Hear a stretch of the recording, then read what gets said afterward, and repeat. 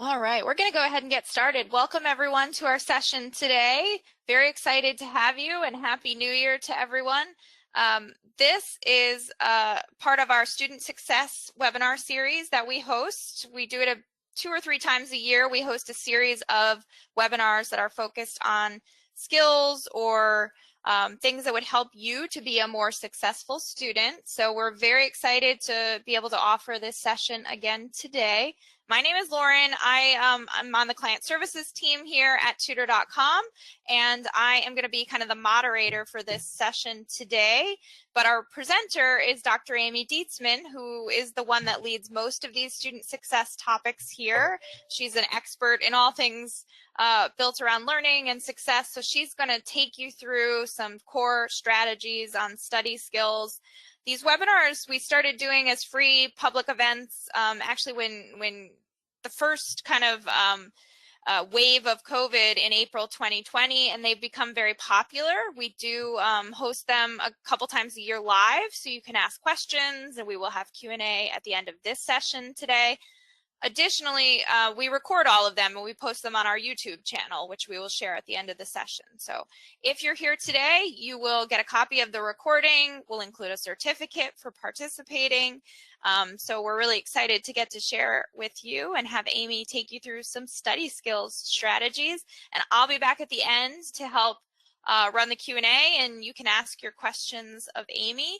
In the meantime, my colleague Maxine is on here too to address any questions you have that you can put into the question box on your control panel. That's the best way to get in touch with us, is just to type a question in there, and we'll either address it right then and there or we'll address it during the QA. So feel free to ask away in that question box.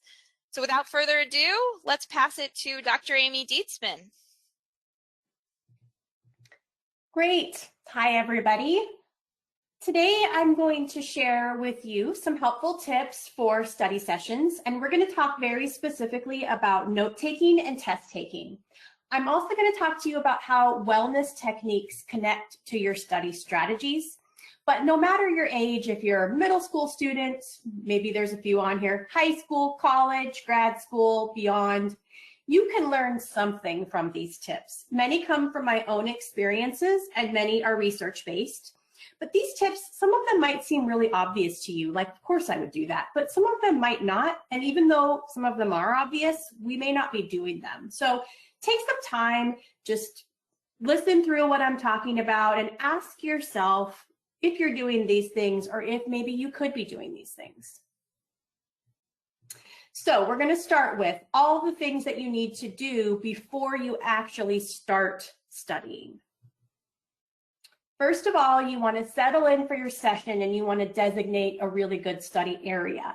Make sure your space has all the supplies you're going to need. It has good light. Set yourself up with a drink, maybe a snack, so that you don't have to get up and stop the flow, you get going on a roll because you have to run into the kitchen. The key to successful studying is focus and trying to eliminate distractions and interruptions. So to get rid of the obvious distractions, you want to turn off the alerts, reminders, and email, all those things that buzz or pop up on your phone, your watch, your computer, all of that you want to turn off. Put your phone on silent, and the best thing to really do is leave it in a totally different room, because then you're not tempted to look at it and just check, oh, I haven't heard anything in a while, let me look at it. Sit in a place where you won't be distracted by family, friends, TV, people talking, loud music, stuff like that. Also, make a plan and set a goal. Have an end goal for the time that you've designated and know exactly what you're going to accomplish. You'll waste time if you have to sit down and then sort through all of your assignments and classwork and try to figure out what you should be doing. So it's better to schedule out your week ahead of time so that you have use that study time that you've designated for studying and not for getting organized. Also, make sure that you reward yourself when you finish a good session. If you've met your goal, stop, take a deep breath, think about what you've accomplished, think about how it feels to have met your goal, and then celebrate this in a small or big victory, whatever it might be. Celebrate. For me, knowing the reward ahead of time was my motivation. So I always have a reward for a study session. I like to think about it when I was studying. Oh, when this is over, I'm going to go do this. So everything I tell you today requires discipline. Completing a degree, finishing an AP class, studying for the SAT, taking the real estate exam, all of these things start with discipline and commitment. You have to commit to yourself that you're going to do it and you're going to be successful. When I was teaching college, my students always had great intentions. At the beginning of every class, I would ask them, what is your strategy for completing your work on time in this class? And notoriously, they all said things like, I'm really going to try to study Monday through Friday and not procrastinate. But I'm working part-time right now. I'm on the tennis team. I have an internship. I know I'm going to struggle with it. So when I read that, I see that they didn't even start and they already came up with an excuse. So you want to make sure that you make your intentions real habits. It takes 66 days on average to form a new habit. So give yourself time to form the good study habits. The bad habits are already there. And you've established them, and they are easier, but only at first. I promise you that new and better habits will be easier on you in the long run. The first step is to commit and to believe in yourself. The next step is to be honest with yourself in terms of your studying strategies. So is a coffee shop the best place for you to study? If you curl up in that chair, are you likely to fall asleep? What time of day is best for your brain? Do you really perform best when you're under pressure? How long does it really take you to write a paper? These are questions based on things I've heard my own kids say and things I've heard from my own students. Heck, I used to convince myself that I worked best when I was under pressure. See, we think that until we do something not under pressure and we see how much better the work really can be. So know how your brain works and know how you learn best. If you're not sure, try different strategies to figure it out. For example, I know that I don't study well at night. I know that I don't study well when I'm hungry. I know that I don't study well for more than 3 hours at a time. I think best when I'm organized. So see, I'm honest with myself. I am not going to waste time trying to study right before dinner or late at night. I'm not going to study when my house needs to be cleaned. And I'm not going to try to write a paper 3 hours before it's due. Now we're going to talk a little bit more about some tips during your study session. The damage of all-nighters. I've never been able to pull an all-nighter. It's just not my way, but students do it all the time. And studies show that a lack of sleep has effects on your blood sugar, your immune function, your metabolism. How does it affect your immune function? Well, it wears you down and it exhausts you, and then you're more susceptible to getting sick. Frequent all-nighters also cause weight gain, and the reason is right there on your screen. When you pull an all-nighter, you're more likely to eat junk food to keep yourself awake and alert. Keep in mind that you should always take tests on a good night's sleep and without an empty stomach. So cramming all night before a test is a bad idea.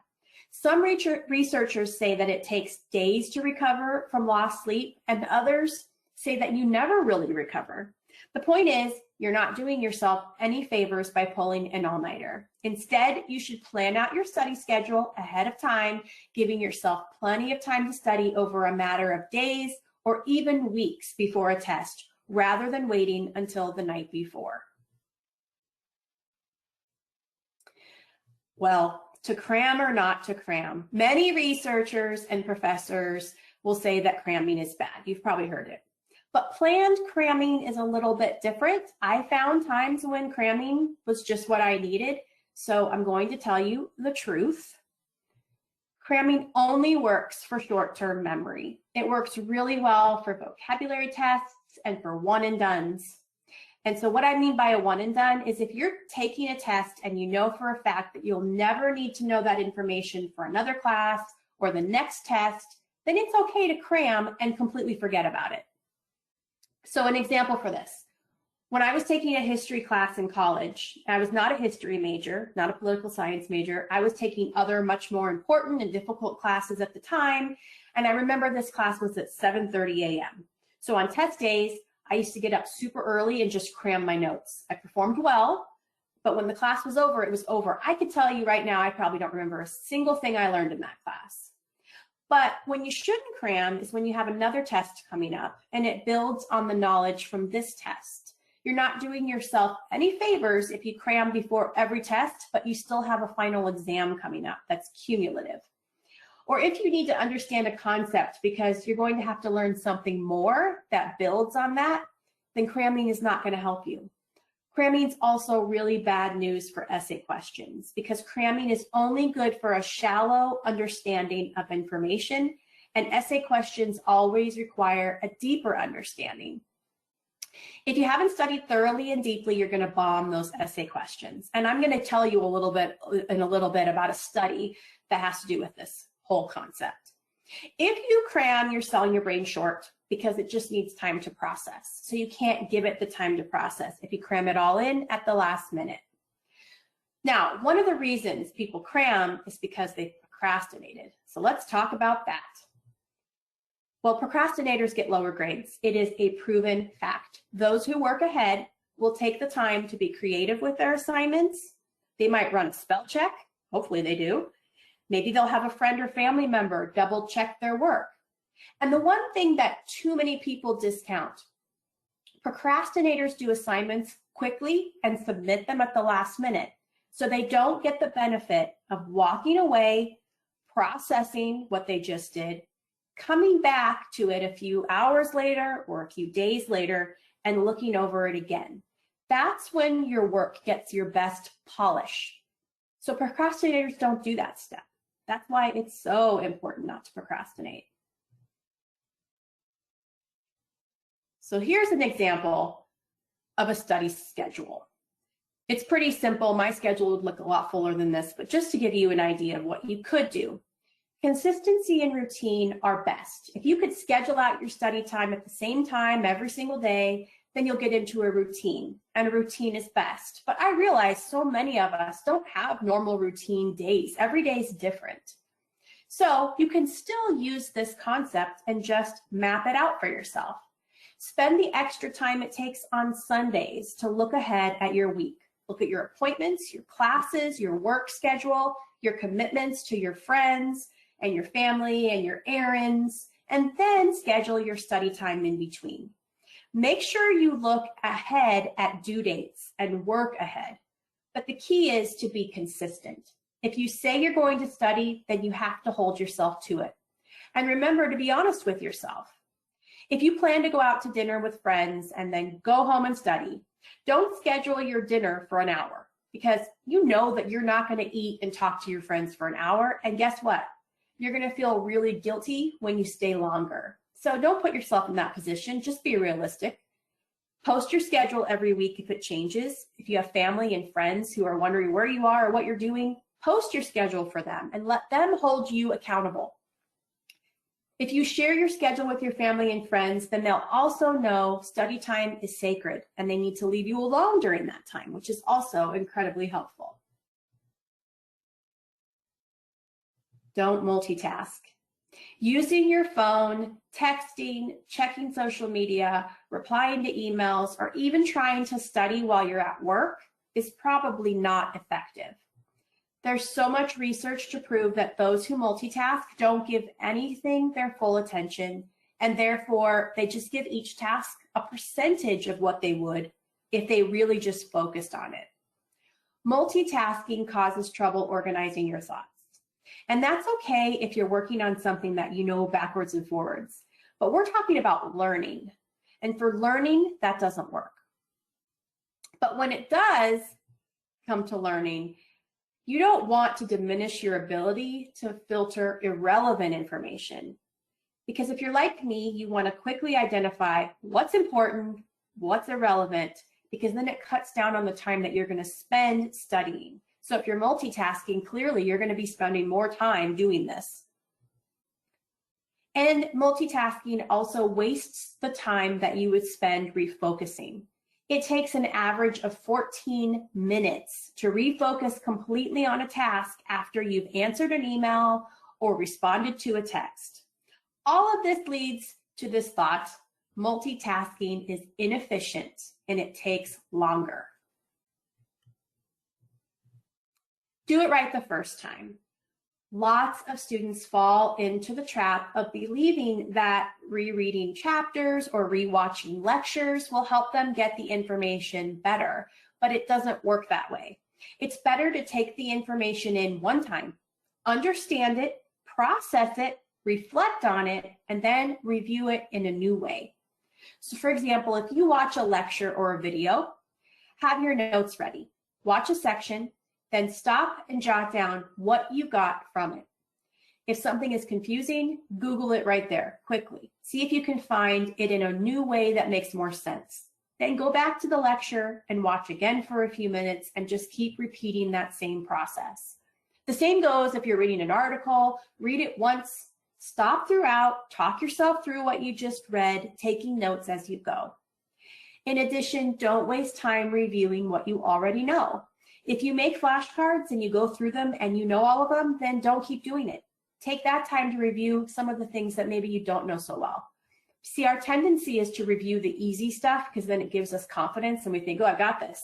But it really isn't going to help you when the test comes along and you haven't studied the harder stuff.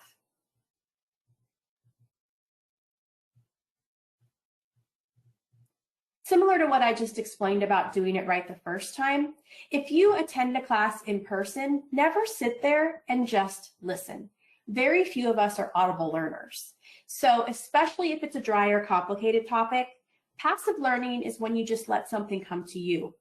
But being an active learner means you're taking that information, you're processing it, maybe you're putting it into your own words, maybe you're drawing a picture of it, you're making meaning of it as you're listening. So you want to be an active learner. Now we're going to talk about note-taking.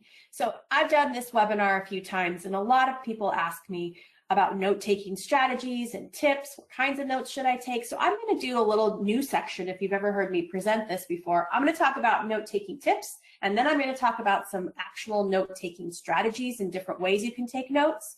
So here we go. Let's talk first about reading a textbook. One of the hardest things you probably have to do is read a dry textbook, but there is a way to do it. If you're assigned a chapter to read, or maybe 2 or 3 chapters, you don't want to just open the book and start reading front to back. That's what I used to always do. Nope, doesn't work. First, you want to preview the chapter, flip through it. How long is it? And set to your mind what you're going to accomplish. Look at the headings, the sections, pictures, tables, graphs. You're helping your brain go, oh, okay, this is what's coming. And then you want to read the introduction to the chapter. See, we often skip this part, but it helps us put context to what's coming. And then something I never used to do is flip to the end of the chapter and read the summary. Now, it doesn't make sense to you yet, probably, because you haven't read the chapter, but it's going to help you make connections as you read. Then go back to the beginning of the first section and begin reading. Read in chunks, read a section, then go to your notes and summarize in your own words what you learned. Remember, you don't want to read the whole thing all at once because your eyes are going to gloss over, your mind is going to wander, and you'll suddenly realize that you just read 3 pages and you have no idea what you just read. Remember to be an active learner, which means to be an active reader. Constantly stop and talk yourself through what you're reading. So how do you take notes during the process of this? First of all, don't over-highlight. It's a really big mistake that students make. If you can't narrow down what's important to a phrase or two or to a sentence or two on a page, then it's not worth highlighting. Plus, if you highlight, then you're always tied to your textbook every time you want to study. A notebook or the notes section on your computer are much easier to open and review at a later date. Also remember that if you're highlighting, you're not forcing yourself to put it into your own words. So you're really not retaining much at all. Try turning the headings of your chapters into questions and then answer the questions with your notes below. This is really making you think. Critical thinking happening here. You're going to remember this stuff. Always put your notes in your own words. I'm a big bullet list person. I like outline notes. We're going to talk about that in a little bit. I rarely write in complete sentences. I'm not a fan of notes that don't come easily and naturally, but that's me. So we're going to talk a little bit more about what might work for you.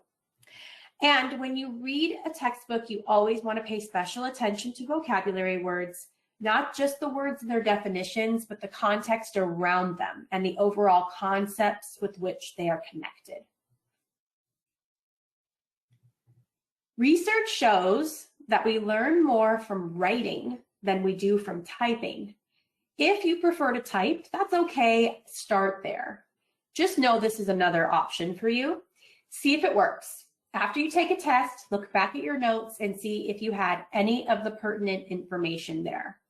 If you didn't, then you know that you had difficulty identifying important information, so you probably need a new strategy. But if you had really good notes and you just didn't remember them, then you might want to try to hand write your notes next time. And really that same philosophy is true with any kind of notes. You want to always look back at your notes or anything you studied after your test to identify, did I do a good job? Did it work? If the test is on totally different information, then you need a new strategy. If your notes are good, but you don't retain the information, then you might need to try a different note-taking organization. And I'm going to talk about that. 80-20 rule. So let's talk about it. How does this apply to academics? Well, simply put, 20% or less of the studying you do actually leads to the majority of your results. Furthermore, 20% or less of your class content actually comprises the majority of the content that comes up on your exams. So remember, your instructors, whether they know this or not, they're really applying the 80-20 rule to their exams. They only have so much time and so much space on an exam. So without a doubt, they're going to do their best to test you on the most important ideas in the class. And that tends to be about 20% of what they teach. So here's a few tips. Usually whatever comes up in class is important. Also, note how long your instructor talks about something. If they talk about something for a really long time, it's probably important. And you want to try your best to understand the material and not memorize it. If you understand something, then you're more likely to be able to answer all different questions about it. But if you only memorize something, like a date, for example, you're good when they ask you about the date on the test. But if they ask you about something else to do with that important event, you may not know it because you just memorized the date. Makes sense, right? Depending on the subject, this step can be really critical. If you draw pictures or maps, you're going to be more likely to understand the connections between things. And if you're a visual learner, like I am, when you go to that test, you're going to remember the picture. And then you'll remember things like, that's right, ecosystems came above recycle nutrients. I'm going to remember that on the test. Take that extra step in your notes to draw pictures. So now we're going to talk about types of notes. I'm going to show you a few different note-taking strategies, and I want you to keep this in mind. This is a lot. You don't have to do all of these things, and you certainly don't have to do all of these things for every single class. You only want to think about really good notes like this when you're taking a hard class, might require more notes, more studying, that kind of thing. Don't get overwhelmed. Just tell yourself, I'm going to try one of these. The color-coded method. Try color-coding your notes. Now, you can do this in a lot of different ways, but what you want to do is try making all of maybe your chapter headings one color. Maybe your examples are another color. Your summaries are yet another color. If you have examples from the test, like your instructor says to you, this is going to be on the test. Maybe that's a special color. I used to color code the things I didn't really understand in a special color so that I could go back and look those up later when I wasn't in class. You may need to play around with this method, but color coding is super effective, and you can do it with highlighters, pens. You can highlight on your computer, do different fonts and colors on your computer, or you can do like this picture where there's all these different colored sticky notes. Looks a little crazy, but maybe that works for that person. This is a 2-column method. So this is where you take your notes in the wide column, but you use the other column for questions or summaries. So the wide column is your notes, the left column is questions or summaries, and then when you go to study, you cover the right side, or you fold your paper in half and you just study the left side and see what you know. So here I'm going to talk about that whole idea of multiple choice versus essay questions. So there was a recent study. 2 sections of the same college course were approaching an exam. In one section, the professor told all the students that they'd be receiving a multiple choice exam. And in the other section, the professor told the students that they were going to get a short answer essay exam. So in the end, all the students were just given the multiple choice exam. And guess who performed better? The ones who thought they'd need to write long answers outperformed those who prepared for the multiple choice exam. Why do you think that is? Do you think that it had anything to do with the kind of notes they took? Maybe the way that they studied? Maybe the time they gave themselves to study? It's probably all of the above. Something to think about.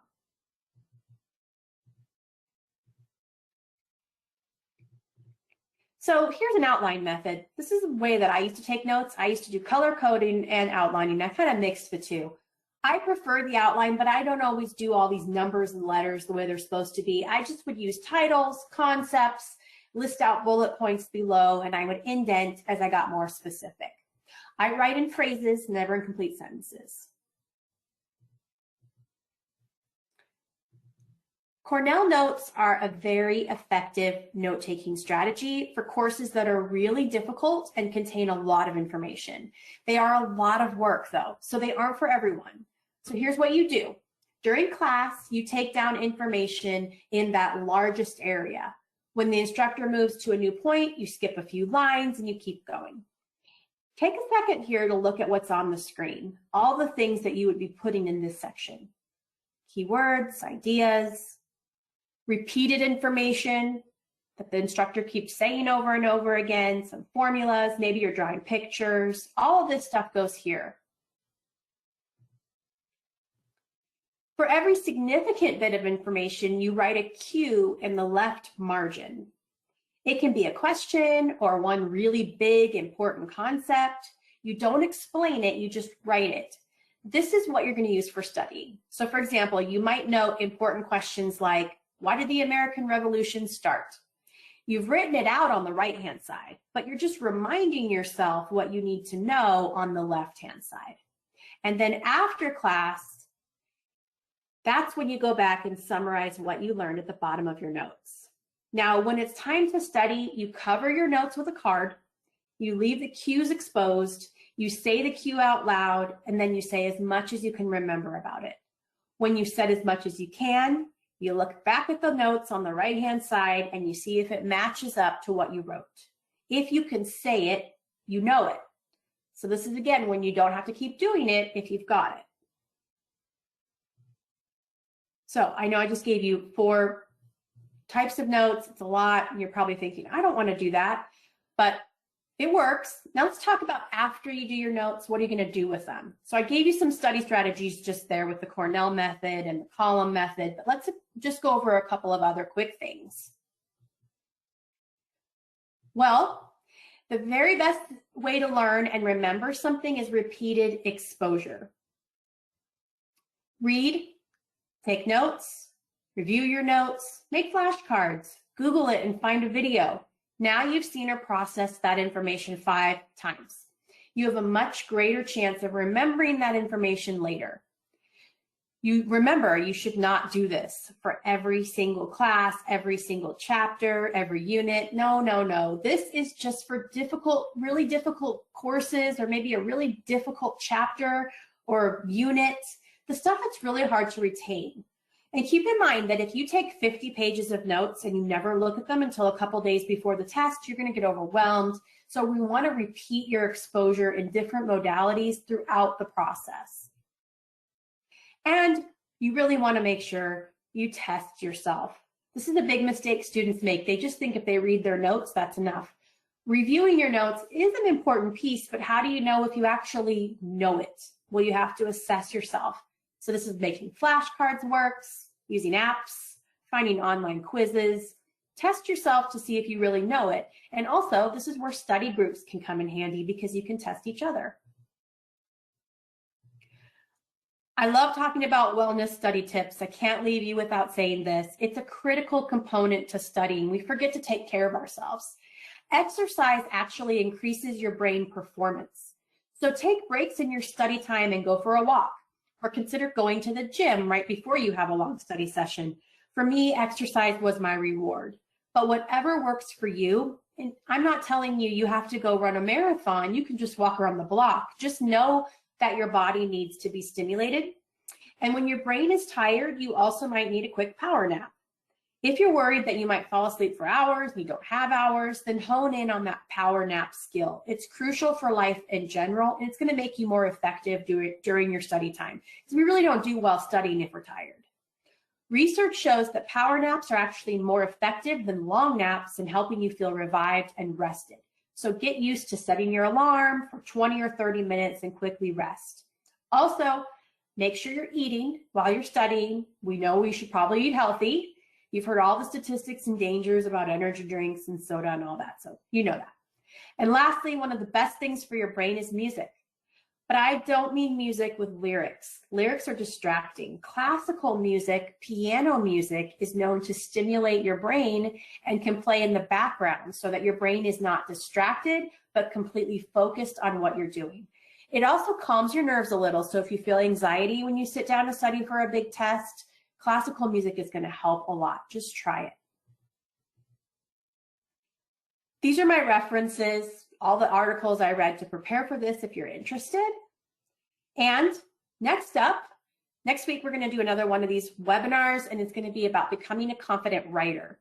So I'm excited to share with you some writing tips that I have. And now I'm happy to answer questions with Lauren.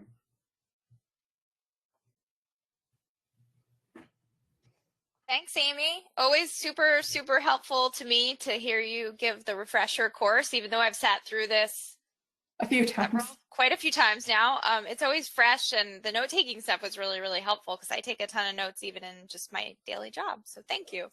Sure. So at this point in time, if anybody has any questions, please throw those into the question box on your control panel, and Amy will happily take some of your questions.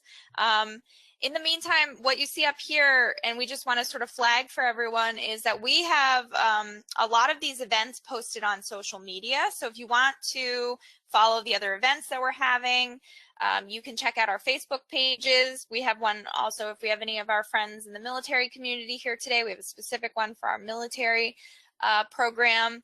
We also have Instagram, and of course, all of the recordings of the ones we've done over the past several years, in addition to a lot of other fun webinars that we host on things like if you're writing a resume and job search topics and things like that, are all on that YouTube channel that you see up there. So we encourage you to follow us because we do always kind of cook up new webinar events that are free, open to the public, and just sort of there to help you if we can help you. So. All right, let's see. Okay, so Amy, this one is kind of specific, but first, thank you for the helpful tips from Jennifer. And I'm currently studying for the LSATs. Is there anything anything additional you would suggest? So I guess, you know, obviously the Princeton Review, which is our company, we do a lot of test prep depending on the access to our program. Some programs actually have some LSAT prep built in there, and there's a lot of good resources out there because it's a very specific test. And but anything you would add? Well, I don't know a lot about the LSAT specifically. I know it's a difficult test. I know it's a lot of information. You have to remember a lot of things, and I know that you're going to spend a lot of time studying. So I would say all the things that I just shared are probably important. You need a good note-taking strategy. Don't highlight. a lot of things. It's probably not going to help you very much. You want to always put it into your own words, or at least write it if you can. I think handwritten notes are probably helpful because you're going to need so many of them that maybe that handwriting will help you to retain it. Also remember to do all those wellness tips that I gave at the end. Make sure that you're giving yourself a break in between. Sometimes when we study for a long test like that, we try to study for like 6-7 hours straight, and it's really not probably the most efficient or effective. So if you need to study for 6 or 7 hours, take a break, go for a walk, go for a hike, listen to music while you're doing it. Make sure you're sitting in a good place with good light, not too many distractions, like all those things I shared. I don't really have any other specifics for the LSAT, but I can tell you that you are in for a lot of studying, and I think that you can take a lot of what I just shared, and good luck. I wish I knew more about it. Well, I would say some of our colleagues over on the Princeton Review, they host a lot of workshops and webinars that are specific to tests. So SAT, ACT, LSAT, GMAT, all of the GRE. So I would encourage you to go to review.com, the Princeton Review website, and there's a lot of different content on there. Some of it, of course, are test prep products you can purchase, but there is free content on that website too. And so I would check that out. Okay, next up, Amy. You're just some general thank yous to start off. So these are really helpful to radiography students, which, ooh, cool. And then there's I've heard the webs, flashcards, videos are shown to help you retain information better. Can you elaborate on that? So I guess specifically to flashcards, things on websites, and videos helping you to retain information. Yeah, flashcards are great. You can do them. I mean, you can make your own. Then you're practicing your hand writing your notes. But the one thing about flashcards is that often we just memorize the words and the definitions. And remember what I told you, that you need to also understand the context around the words and the definitions. So they're helpful and they're a great way to start, but you also want to take that a step further. Sometimes you might want to write other things on your flashcards, or if you're using like an online flashcard tool, besides just the straight definition, you want to understand it. You don't want to just memorize it. So that's one good thing about flashcards that it can be really helpful, but do it correctly. What was the other thing they're asking about? Drawing pictures and webs and all those. I mean, it really is, it's very, very specific on the topic that you're studying, the content, the subject. So it's hard for me to get too specific about that, but it's really good to remember how things are connected, so that when you get to a question on a test, maybe you didn't specifically study that question, but it's kind of related to something you did study. It's going to help you to be able to, if it's a multiple choice, quickly eliminate the wrong answers, and then use critical thinking to kind of figure out what the right answer is. Even though you may not really know, you're probably going to get it if you've actually figured out the connections between all the things that you've been studying. So that's why that drawing those maps is so important.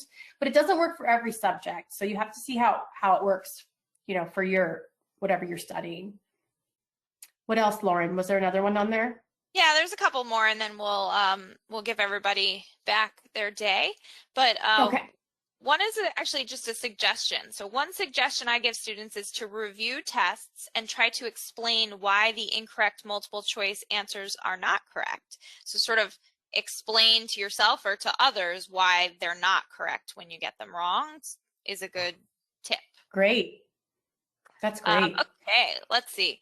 What advice for someone who studies but thinks that all the information that the professor shares is not necessary to write down? I have a professor who never tells us what will be on the exam, so I just write down everything, but I worry that what I don't write down will be on the exams. So I guess just sort of like, how do you game that system? Yeah, that's tough. I mean, sometimes like the first test in a semester is kind of your gauge to see what does this professor think is important, and that'll help you next time to go, oh, that's, he quizzed me on tons of dates. Okay, so now I know dates are important. Or he really got deep into, deeper concepts and things like that. So now I need to know that stuff. So that's important. Or he focused on a lot of vocabulary words. So the first test is always that one that you go, ooh, I don't know what's going to be on. I'm just going to go for it and see what happens. But then you always have to go back and say, okay, how did my study strategy work? What was it? What was there? What wasn't there? Remember the 80-20 rule. It's really only 20%. So think about how often, how much, how long they focus on one topic. And don't be afraid to ask questions as to like what the teachers and instructors hate the question, is this going to be on the test? Hate it. But they don't mind if you say things like, can you give me an idea of the types of things I should be studying? That usually is something that they don't mind sharing with you, some strategies for doing well. And say, in the last test, man, I had all these notes and look at all these notes I took. And I didn't do very well. Do you have some advice for me? How can I do better next time? And see if they'll share with you some tips and strategies. So hopefully you don't have a professor who's just trying to trick you. They just have a lot to share and they're excited about their topic. And so it's hard to narrow down, but definitely make sure you're always going back after every test and look. A lot of times we walk out of a test and we're like, oh, that's over. Darn, I didn't do well. And then you just go back to the next class and you do the same thing over again. Don't do that. Look at the test, look at what you studied and say, all right, this strategy didn't work. What could I do better? Awesome. Okay, you actually have a number of questions, so we'll see how many we can get through. But one student here is citing that they read a book, How to Become a Straight A Student by Cal Newport, and he talks a lot about not taking so long to study because it doesn't work. The question is, what if you have ADHD? How does this advice work for someone like that? Great. So ADHD, I would say for sure, you need to study in small snippets. It's not going to do, you're right, it's not going to do you any good to sit and study for hours. And it isn't as effective. That's why it's so important to take the information in the first time and really process it and understand it and look things up at that time so that you're not going back to the beginning of the semester. What did I learn in January when it's May and trying to figure it all out again, right? So if you're studying along the way, but you're not studying for hours and hours, you're just studying really, really efficiently, that's good. You also want to make sure you're giving yourself plenty of breaks, get up and walk around and come back to it, break it up throughout the week. We oftentimes say, oh, I need some time off from studying. So I'm going to take this week light. I'm going to not do much. And then I'll work really hard next week. Probably not your best solution if you have a little trouble focusing, because now you've put it all on another week. It's really better to break it up into small chunks all the time throughout. Don't take a break like that until, in between semesters or in between tests or papers or whatever. And sometimes, you don't have a lot of in-between time, but that's all right as long as you don't burn yourself out throughout, and you won't if you only do a little bit at a time. So that's my best advice. Break it up, do it right the first time, take really good notes as you're going through, make sure you're understanding. If you're understanding, you will remember better than if you're not understanding, but just writing stuff down because it seems important. Okay. Thank you, Amy. And I agree with that. I used to have to write a lot of papers, and they always felt incredibly impossible when you first sit down, especially if you waited until the last minute, right? Getting to 10 pages, getting to 15, getting to 20, depending on your level. But when I was more organized and started it early and started just doing like one page at a time, or, one part of the topic or argument at a time, it just made it so much more manageable. So much better. So, yeah. Okay, let's see. Are there any suggestions on having trouble with motivation getting started on a task and assignment? And actually, Amy, you do a great session that's focused on kind of motivation at times too. So any tips kind of relevant to studying? I mean, nobody wants to do it. So it's, I mean, rarely do you come across like a paper or an assignment. You're like, oh my gosh, I can't wait to get started. I mean, or you might think that at first, but then when it's really time to do it, you're like, I don't really want to. So the fact is, you need to get into that routine and get into that habit of doing it. So it's not that you have to get yourself worked up and motivated to start, but that you just do it anyways. And that is forming that habit. So that is having a trigger and getting into your routine. And so this is the story I tell a lot. You know, maybe you've decided you're going to study every night after dinner. That's a good time for you, perhaps, right? So you finish dinner, you load your dishwasher, you grab yourself a cup of tea, and you walk into your spare bedroom, you sit down and you start studying. The next day, you do the exact same thing. You load the dishwasher, you get your cup of tea, you walk into the room, you sit down and you start studying. So now you're starting to have that routine and that good habit, and you have to keep doing it, because then you're not working yourself up to it. You're just doing it because it's your habit. So that's really the best way to get into something like this if you're not really excited about it. Another thing is, compare it with something that you do enjoy. Maybe you really enjoy listening to a certain type of music. Like I said, you know, it's really best to listen to classical, but maybe there's a certain type of music you like. Don't listen to that music all day. Save it for when you have study time. And then that's going to become somewhat motivating to you. I'm going to turn on my favorite music and I'm going to do this studying task. Or I'm going to do something that I really like exercise. Why? I don't know if you like exercise. If you like exercise, maybe you do that and then you study. So you're pairing them together. So then you have something you like doing, something you don't like doing. So that's another little trick. Okay, I think let's just do one last question here. And again, there's a few we probably won't get to, but this one is about a good time to study, like you were talking about, and whether being a morning or an evening person really matters. If you can carve out some time to sort of do some of it in the morning, do some of it in the evening, just to kind of balance your life, is that really an issue? There is a lot of research that shows if you can accomplish something in the morning, then you're more likely to accomplish more throughout the day. So I was a morning person. I was a crazy morning person who got up at 4:30 every day to write my dissertation. And I did that for 3.5 years while I was doing my doctoral work and my dissertation. I got up at 4:30 every single morning, even the weekends, and did something. And I was super productive during those years because I also worked and I also had a family. I had small children, and that was my best time because it was quiet in my house and I could focus, but then I could also get to my kids and my job and all the other things I had to do later in the day. So that worked for me. And there is a lot of research that shows that you should do your most important stuff first thing in the morning. But I am realistic to know that some people just aren't morning people. Now, some people say they aren't morning people and they get into the routine like we were talking about, where you just keep doing it and pretty soon it becomes a habit and it becomes easier. And I believe that that does work for a lot of people. So I still encourage the morning thing. Also, it's just quieter. Maybe you're not getting emails yet. Maybe you're not getting texts yet, and you might be able to focus.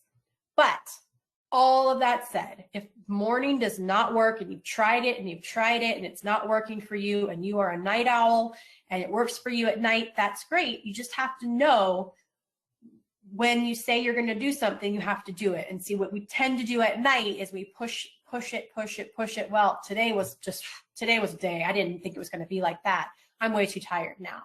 Or I don't know, this other thing came up and now I kind of want to do that, and that's all right. And that's when the procrastination can start unless you're extremely disciplined. And so to me, my own experience, I know it's not for everyone. I think it's easier to be disciplined if you do it first. That's my best advice, but try it, keep trying, try different things, get into your routine, get into a habit.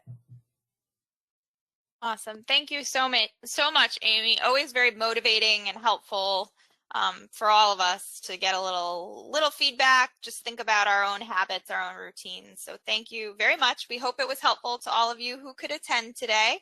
Again, check out our YouTube channel because we have a lot of different past events, but we also have next week on Friday, same time, same place, just a different registration link that you probably saw either on our social media or through your school or your library, whoever you shared this webinar with you.